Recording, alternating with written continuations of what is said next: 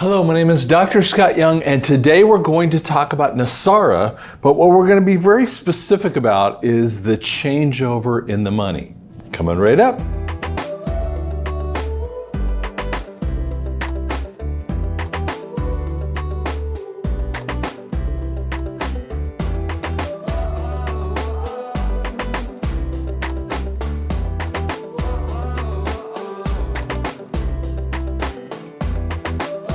Okay, so I want to do it from the board this time a little differently than I would normally do it. I would sit with my green lights. People ask me all the time, are you green screening? No, it's green lights. And you know, because of money issues. Okay, but I wanted to kind of talk a little bit about some of these issues of QFS and SWIFT, and we're going to talk about the fiat to gold, value of gold, investments, cash changeover, and prices. So I know we're going to do a whole bunch of different things, but I think it'll be helpful because it actually answers a bunch of questions, and I keep getting these questions all the time. So we're going to first talk a little bit about the first part of it. So QFS, okay, versus the SWIFT system. Okay, so Quantum Financial System, which is where we get that, and SWIFT. The SWIFT is based upon, the Fed. Now what happens is that you are going to transfer, I'm making up a number, $5,000 from here, and you're gonna send it to England because you have a business issue that you gotta do, okay? And so what they do is that this can take anywhere from 2 to 5 days, depending upon what pony they put it upon. It's a joke, but you're getting the idea. So what happens, they're also going to take a fee for every single transfer that happens out of that. Now, it also goes through the Federal Reserve because it's using the SWIFT system. Now, anytime you do a loan in the US, you are actually going right over here through the Fed. So the banks have to file information with that. Now, there was a guy that was talking about the QFS in 2020, and the QFS system is almost instantaneously. And what he had mentioned is that he was actually transferring about $50,000, and it was from Spain out to America, and he sent it out. I want to say it's Carolina, but I don't remember the exact spot. Okay, and when he did that thing, the thing took just a few minutes, and there was zero fees in that way. So what you're talking about is, first off, this is a very slow system, and it actually it's not because the system can't be faster, because it could, but it's a whole bunch of people that jump in the middle of checking out the fees. And there's a long conversation that happened years and years ago, about 5 or 6 years ago, something like that, that the White Hats had actually wanted to bring money into America. They had to use the SWIFT system to bring that money in. And the ugly black hatters, we'll say it that way, had actually taken, and it was billions of dollars. And it was meant for humanitarian aid, which is exactly what NESARA is partly about. And they said, we will give this money back to you if you'll just back our candidate. That's HRC. You know who I'm talking about with that one. Wanted to back her instead of Trump. And that was the sickness of the system. And it was all because of the SWIFT thing. Because there's always someone watching every transaction. Now, I'm not talking about, there's a good reason for watching transactions like drugs and human trafficking, but we already have drugs and human trafficking. And it's because of this system, of the sickness of the system. And so that needs to die anyway, because that's the kind of stuff that has been a mess. Secondly, I get this conversation quite a bit, and so we're going to just kind of, erase each section here. And I get the question, so much of the time, what's going to happen with my money, okay? So let's say, you have some money in a 401k, you have savings, checking, whatever, okay? Doesn't matter what that is, and I'm just gonna make up numbers.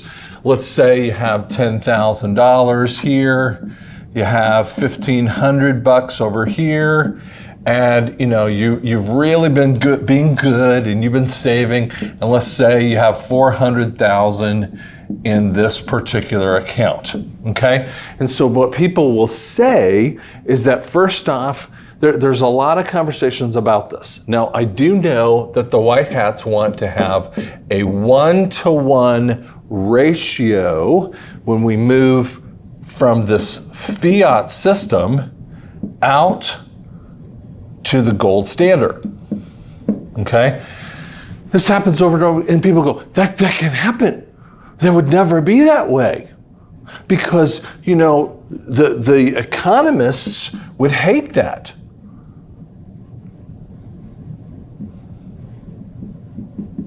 Economists cannot believe that you would go from a valueless system to a value-based system. By the way, that's a little bit in First Corinthians 3:13 through 18. It's real interesting, another conversation all the way through. You can watch some of my videos to kind of catch up with that.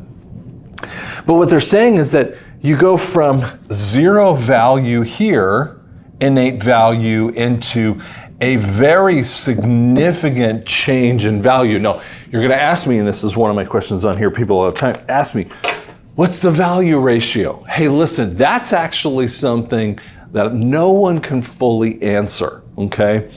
There is going to be a set ratio that they're going to come up with the gold standard kind of thing. But your money is built upon gold, and that's actually in that you need to pay loans through the gold standard, and that's in the 10th Amendment, okay? That you cannot pay debt with anything other than precious metals. Okay? And if you're paying debt with anything but precious metals, then it's really not a good thing. Now, I've seen companies actually have debts and they pay it with a debt-based system like a credit card. They're pulling money out of the credit card every month just for the debt issues. It's actually, in some areas, it's illegal. It's only because it's not constitutional, okay? But for them, it's fully constitutional in their mind. And the answer is no, it's not. It never has been. This has been the difficulty. It's because the Fed's been in the middle of all this stuff, okay? Now, economists go, okay, if we're going to end the Fed kind of idea, they think, okay, we're going to change this. So if we looked at the value and make up a number, you're going to have less in your checking or savings. Well, basically, then that's stealing from you. Do you kind of catch that? Even if we did a massive amount less to make it equal, how would that be right for you? This isn't just to make it better for all the economists and all the billionaires and the trillionaires because they've been stealing from us for generations. There's actually some unique information that's happened in the last from about 2011 to 2021. Do you know that the central bankers have taken $29 trillion of our own money? The national debt's around 29 trillion. So guess what? We would just be going, you know what? You don't get to do this anymore because you have been illegally seizing our money in different ways. And so they've been riding this thing through the debt area, and we're going, no, we're not going to pay it anymore. So this is like a bankruptcy transfer. So in essence, what you're going to see is that instead of this system in the bankruptcy transfer, it's going to be a 1-to-1 ratio. Now, this is very controversial. People get, no, it can't happen that way. No. And here's the thing. You go, why can't it happen that way? Because it's never been done before. Gotcha. It has never been done before. Do you catch that? This has never been thought of. This has been dreamed about. This has been desired for a very long time, but this never been thought about before. And here's the thing, you go, yeah, but someone's going to try to stick it to me. I understand that's your view, that's your feeling. But that's the whole point of NESARA. And then on the other side of this, we have a lot of white hat people, a lot of patriots who are sitting there and saying, when you talk about NESARA, you're off in crazy land. And yet the reality is every single thing that they've been doing against us for generations. Vietnam, World War I, World War II, Korea. Just think about what happens in those situations. Did we really win Korea? First Korea is a whole nation, and then it separates, and all we do is have a dividing line. Now, obviously, they wanted to take over, the North Koreans, the communists wanted to take over the whole nation. So in essence, yeah, we sort of won, but it kind of came to a stalemate. Vietnam goes on for 8, 9, 10 years, and it drops off with a loss. Okay, and they call it a pullback. What did we accomplish in Iraq? What did we really accomplish in Afghanistan? What did we accomplish in World War I? I know we say we did all these things, but it's all about the money. And this is the generational stealing that they've been doing to people, and they've been programming you. The reality is, if it's all about money, and we know that, all patriots who are listening to this, you know it's about money. Well, then why would you say, what are they going to deal with the money? If you're gonna fix this thing, if you're gonna take out the corruption, you've got to deal with the money, because those same people will get back in there again. Let me back up and say it a slightly different way. And I know I've shared this with you if you've listened to me before. Okay, again, I'm not an economist. I don't pretend to be, but I think about micro and macro economics, excuse me. So let me just say it this way. Why do we always have problems with things like the mafia? Groups like the mafia or drug trafficking issues, and sex trafficking as well. Why do we have troubles with that? It's because they can never find where the money is coming from.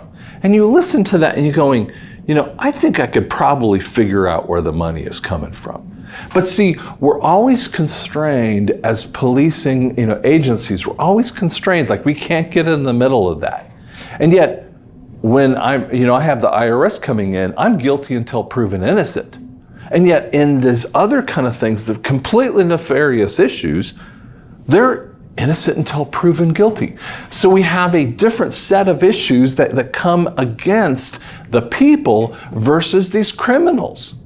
And so what they do is that, we're going to send John Gotti to jail, excuse me, I said that weird, John Gotti to jail as the mafia, but how come the mafia still keeps going?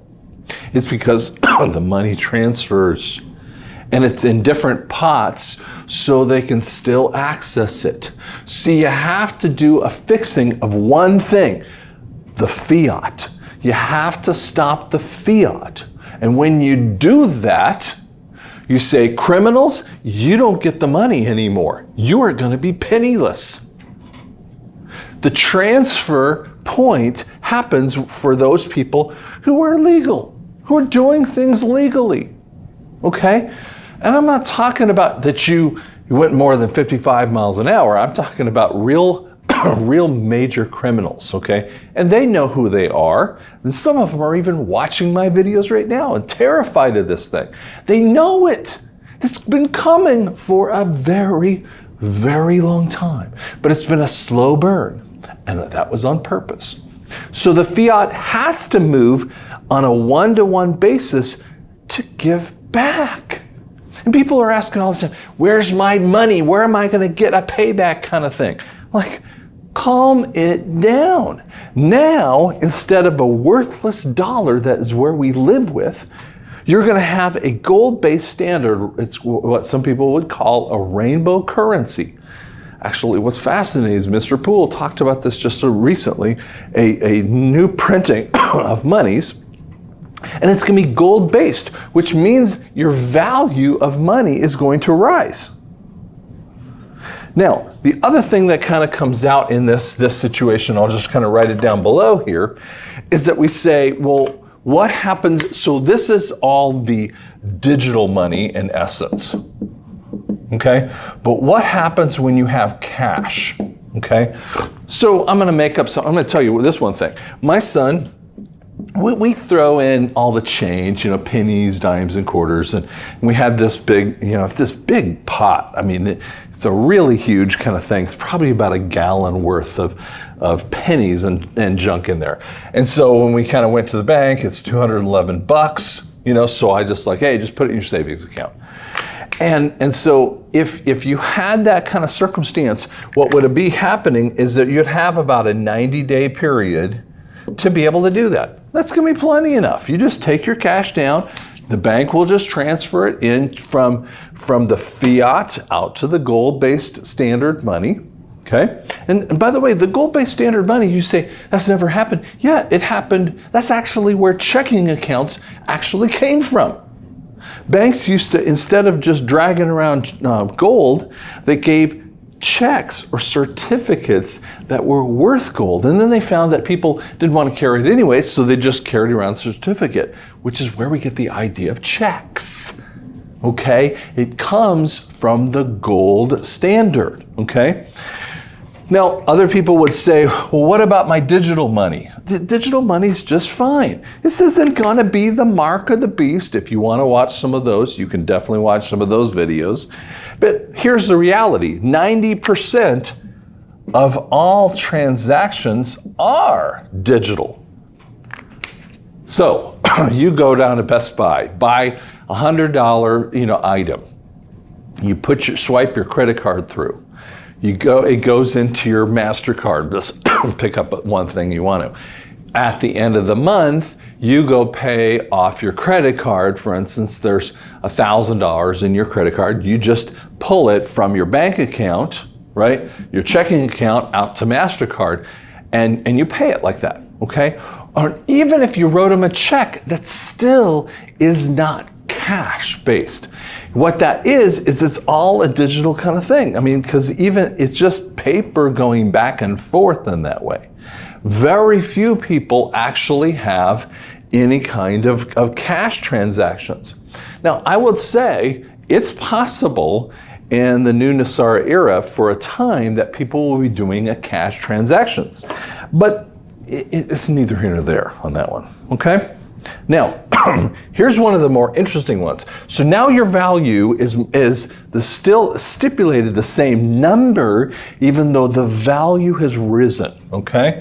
But let's show you another way that you're going to significantly benefit. We already have said over and over again, the debts that are at the Federal Reserve. See, what happens, debts happen to be on balance sheets. Okay, when you do a balance sheet for a business, you look up all your debts. If you owe $10,000 to this place and $1,000 to that place, those are on a balance sheet.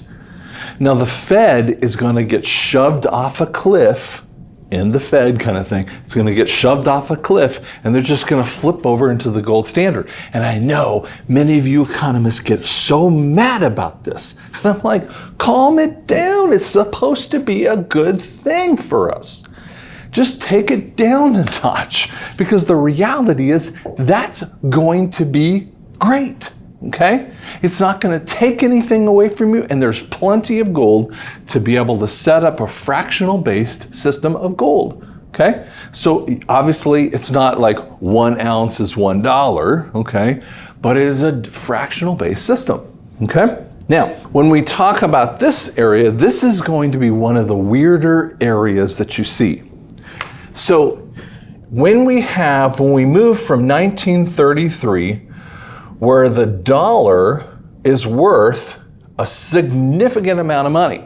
What it was done is that 1 ounce equaled 33 bucks. Oh, excuse me, sorry, I did that wrong. Hold on 1 second. It was actually worth, $20.60, okay? So 1 ounce was worth $20.60. So then they had a value out for the dollar. So when you went down and brought in 1 ounce of gold, they gave you $20.60.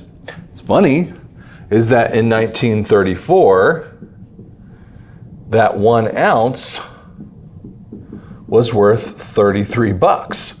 You're like, this is after everyone had to give their gold over or a $10,000 fine, which is something we've talked about before. And then 1 ounce tends to be is 33 bucks. We're like, wait a second, where did we do that? They devalued your money. So what that is, when you have a devaluing of money, you've increased inflation.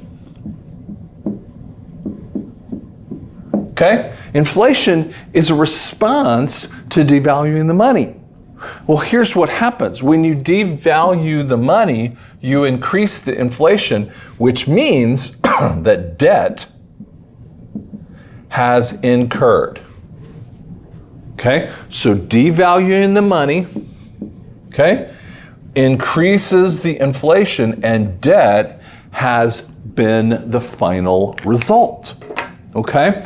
So this is a struggle for people when they look at this, okay? And this happened actually in a 1-year time frame from this to this. And over the years, our money is worth less and less and less, okay?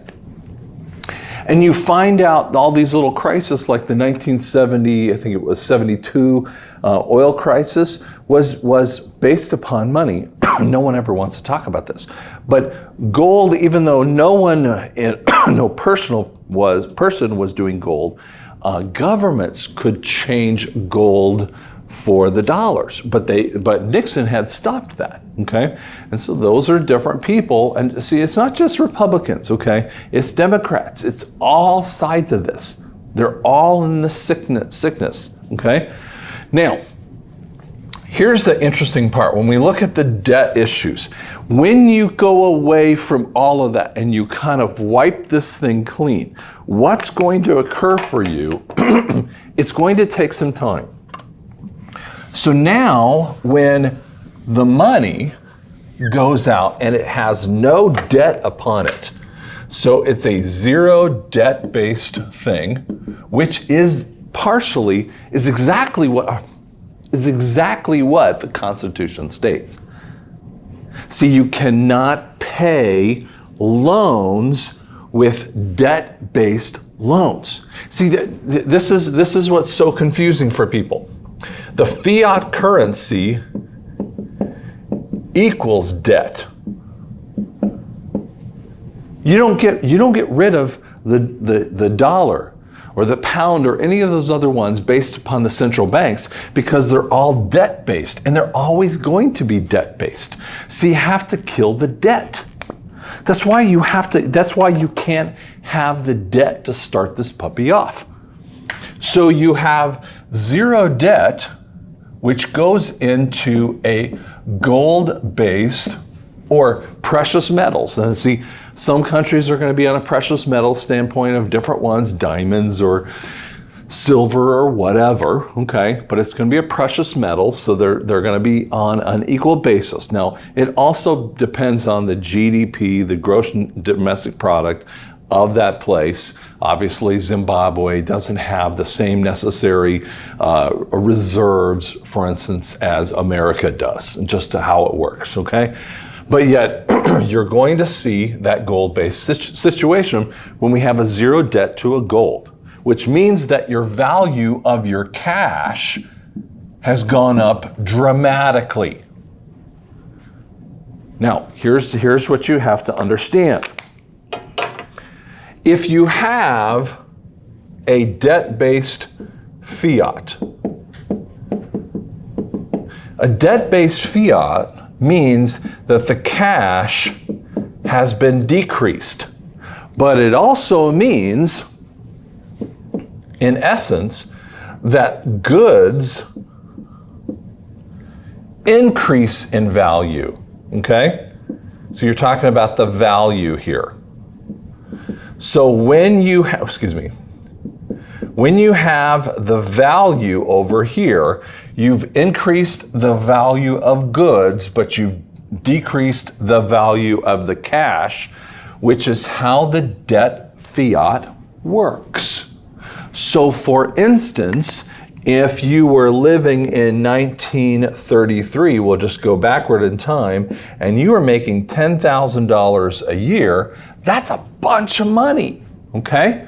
But even when we move that same salary, 1960, $10,000, you're making the same amount of money, right?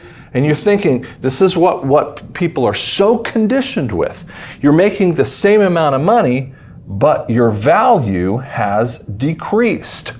Again, your value of your cash has decreased, which means that partly because it doesn't mean that the number of decreases, but your value decreases, because what they'll do is they'll boost the price of goods. So in the past, if it cost you $100 to buy something, now it's $200, and then it's $400, and then, so on and so on, which means that it's more expensive to live. So that $10,000 doesn't make it anymore. That's the system. That's the rigging of the game. Now, here's the reality. The debt is crushing the world. Everyone and their brother knows it. And when you get to a crushing debt point, when debt is so high it crushes you, this is where we get the idea of hyperinflation. Now, let's give you an example of what hyperinflation when it actually occurs. Venezuela went through this with Chavez. And when Chavez was there, they were a rich country, they had all kinds of good things, and they first gave a universal basic income to each person. Yay! Right, so the poor were coming up in a level. But what they did is he stole everything. And then what happened is that their money was valued at so little that, do you know that if you went to Venezuela with their cash down there, they're using it as creative, paper mache kind of thing. It's useless. It is a useless thing. This actually also happened after World War I. So the Germans were saddled with a massive amount of repayment of what they had done in World War I. And the French wanted it, and the English wanted it, and actually Wilson didn't want it from America, but he was in a more compromised state, a little bit with his health, and a little bit with his wife dying, and a little bit with other kinds of issues. And I'll bet you there were some serious pressures from the central bankers. And what they did is they said, okay, Germany would have to have this massive payout. Well, we were in the grips when we started the Depression, okay? We talked a little bit about this with the stock market crash. In the grips of the Depression, what happens is that your money was valued lower and lower every single time you went around. Your value went lower. Your debts went up, okay? Which means the goods actually were more expensive. And then when you whipped away your payments, and you maybe now, instead of in 1920, for instance, you might have made $15,000 a year. That's a huge number, but just stick with me for a second. Now, your salary was $10,000, but goods were so much more expensive, and then the value of the cash was lower, and now you're in a debt or debt-crushing circumstance, which creates what's called hyperinflation. And it happened in a huge, now it was starting to happen in America before they started to kind of control it. They, you know, the white, I mean, the black hats always are trying to ebb and flow. And so what they will do is have another point of deflation. So deflation will do the opposite, where they'll increase your value of the cash, decreasing the goods so that people can have more money in their hands to be able to accomplish the payment of the goods. So when they do a devaluation, what happens is that the money goes up to compensate for the goods already being up. Does that make sense? And that's how it sets it up. Okay. Now, people are very worried about this because in Germany in the 20s and 30s, mostly in the 30s, what would happen is they would take a billion Reichsmarks in a wheelbarrow. That's why I'm using the wheelbarrow kind of thing. You're like, what are you doing? Wheelbarrowing down. And they would buy a loaf of bread. People were burning it because it was better to burn it than to utilize it. A billion Reichsmarks. That is the hyperinflation that people are terrified about. But that's the thing. You don't have to worry about it because we're not going to live off of the fiat anymore. If we stayed in this fiat system long enough, there would be massive hyperinflation and communism, and we would be United States of China, in essence, okay? It's not going to happen. It's not going to happen. So that's why Trump is not scared about this whole thing. It can't happen that way. So when we see, here's on the other end. Now, that's just setting me up here, okay? So now let's just move forward a little bit. We're going to go backward into this little conversation of our new system. So we've killed off the debt-based money. Our gold value and our cash has gone up. What it then means is that the cost of goods will start falling. And I mean, they will fall dramatically. Now there's two levels of goods that you have to understand what happens to it, okay? Services, and then there's product. Okay. So the services are the simplest thing to do it. Now, how do you get the price of service? The price of service is based upon the competition. Let's give you an example of just basic competition. If in my neighborhood, I'm the 15-year-old kid, got a great mower, taking it from my dad, and I want to do everyone's lawn, and I say, you know, in this neighborhood that's pretty much standard postage stamp kind of places, I go, I'm going to do it for $20 a month. You know, so I'm just making up a term, okay? So, and that's pretty low, but just get the idea, okay? So I'm going to do it $20, or let's just say $20 a time frame. Okay. Now, if everyone's loving me and I do a great job and I do it $20 and I've got, 40 different places that I go to, I mean, that's a lot of money, right?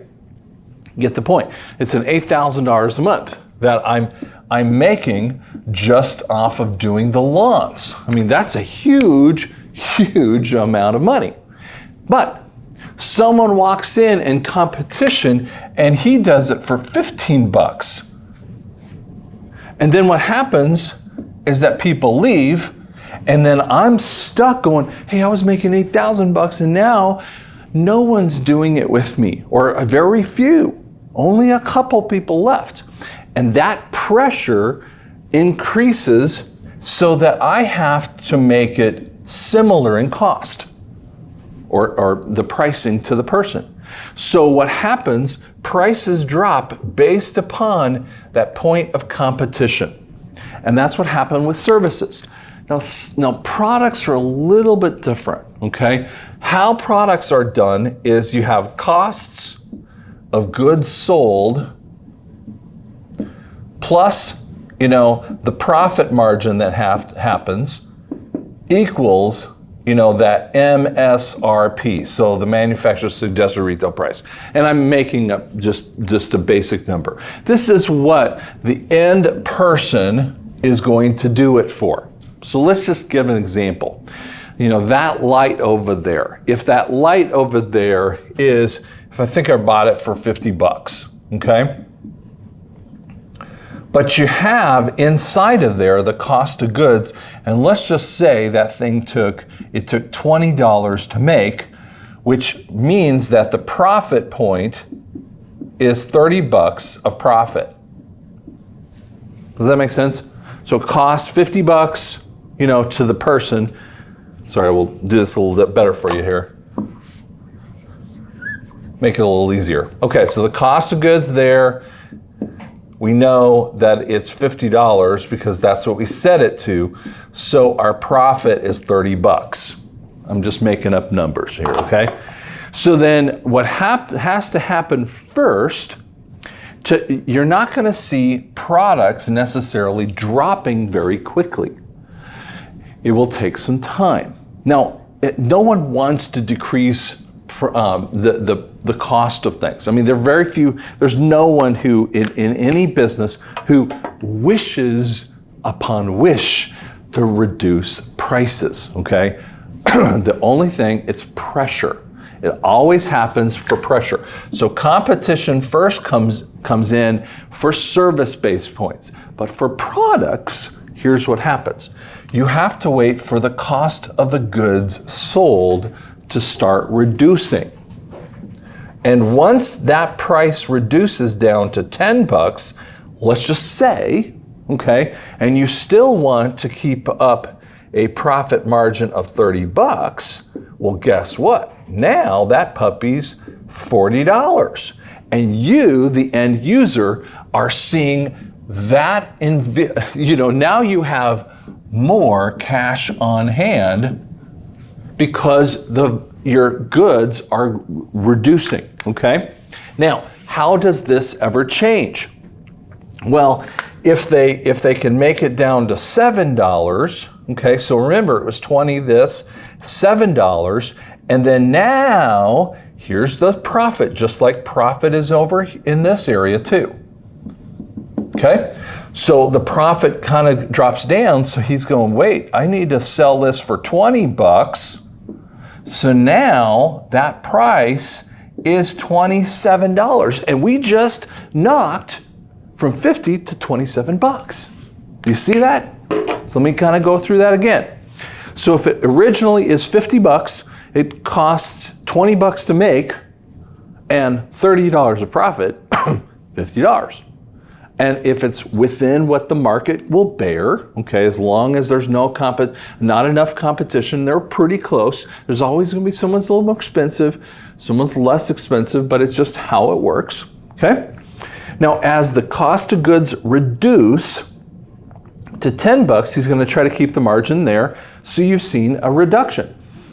But once the pressure happens from competitors, he'll have to reduce that pricing down and only take $20 of profit. But here's what happens to businesses. And so we've seen, almost halving in value or in price. But here's what will happen to businesses. This is the great thing, because you think you're losing money on that. Well, guess what happens for the business in the back end? First off, he or she is dealing with their own cash is worth more. So wait a second, they're actually worth more as well. And which means that they tend to have the power. They're going to have power to be able to push their cost of goods sold. So they're going to find someone with their own competition. They're going to find better products, and they're going to find better cost of goods sold for different places. So they're going to find competition to be able to kind of push it down, because they're going to feel the pressure to push their profits down. And then what happens, and when we move from $50 down to 27 bucks for that little item that you were talking about, here's what happens. More people can afford that. So his N number, it's called the N number, which is the number of people that can afford or buy his product, actually goes up dramatically. Now, you go, well, I mean, I think I can buy something for 50 bucks, okay? Or I can buy something for 27 bucks. It gets even more significant when you talk about big ticket items. The big ticket items are things that are $1,000, okay? Or, $100,000, whatever that is, and just go on from there. Just stick with this, okay? But when you move a big ticket item with the same basic pressures, what happens is that now the item is maybe 500 bucks. Well, the person that couldn't afford maybe 1,000, because they still don't have a bunch of money, but they have some. If they've taken away their debts, their value of their cash has gone up. She has more money to be able to utilize, or she has more spending money. But then she sees that the product that she really needs is $500. Well, shoot, she's gonna go, hey, I'm gonna go for that one. I can do that one. So that's more people in the market, okay?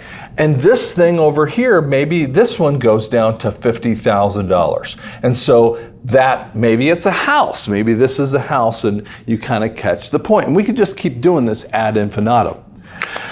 But do you see that when you have higher cash value, your goods and your services, your products and services are going to have downward pressure.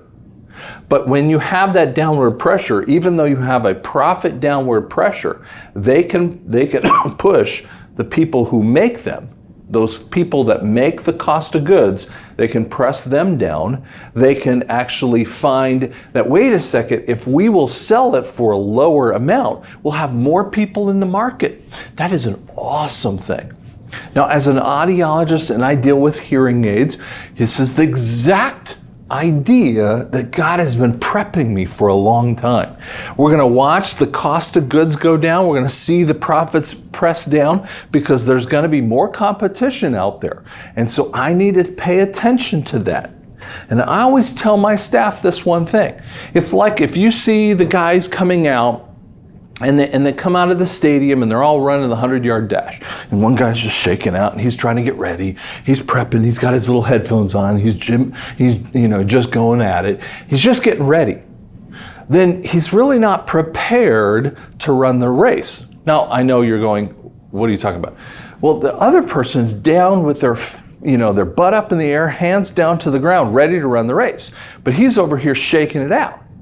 You see, the people who are not ready for what we call the red pill issues of this will be sitting over here and just freaking out still. They're psychologically bought into the fiat system, this debt-based system. And everything that is inside of that, and frankly, all of their trust, all their faith, all their hope of this issues. And then when it crumbles around them, they're going to be psychologically impaired, in essence. And so I've been preparing myself for this kind of downward pressure, which means I'm excited because more people can afford what I do.